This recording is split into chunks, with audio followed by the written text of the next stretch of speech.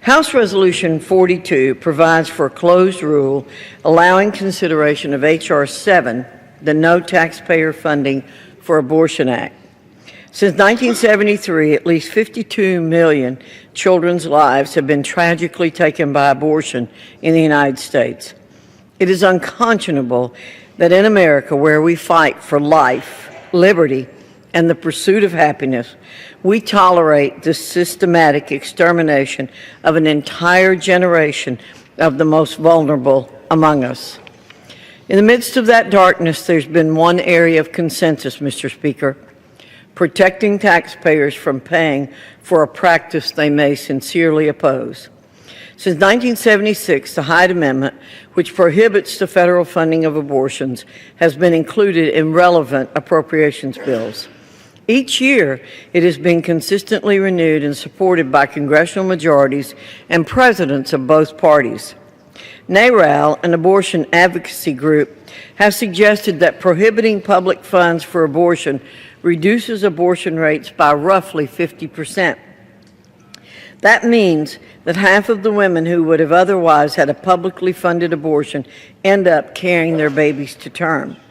In 1993, the Congressional Budget Office estimated that the Hyde Amendment prevented as many as 675 abortions every single year. That means that millions of Americans are alive today because of the Hyde Amendment. After 38 years, it's time for this life-saving amendment to become permanent law.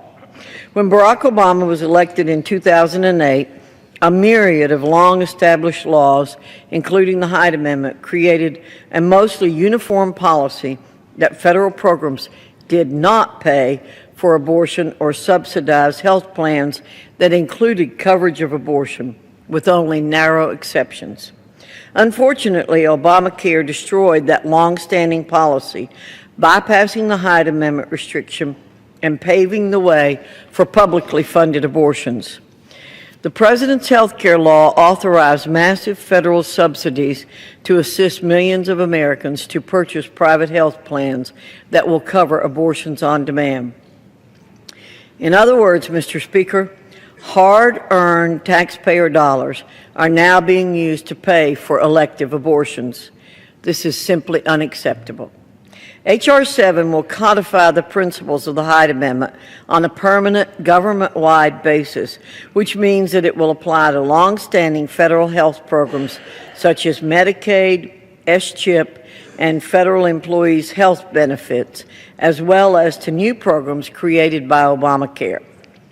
H.R. 7 prohibits the use of federal funds for abortions.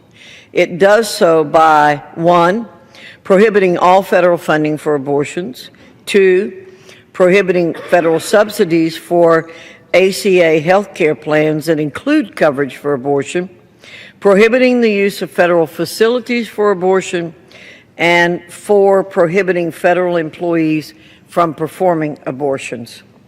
This common sense measure, which restores a long-standing bipartisan agreement, protects the unborn and prevents taxpayers from being forced to fund thousands of abortions. For these reasons, I urge my colleagues to vote to respect our nation's consensus on abortion funding and affirm life by voting in favor of this rule and H.R. 7, and I reserve the balance of my time. Gentlewoman from North Carolina reserves the balance of her time.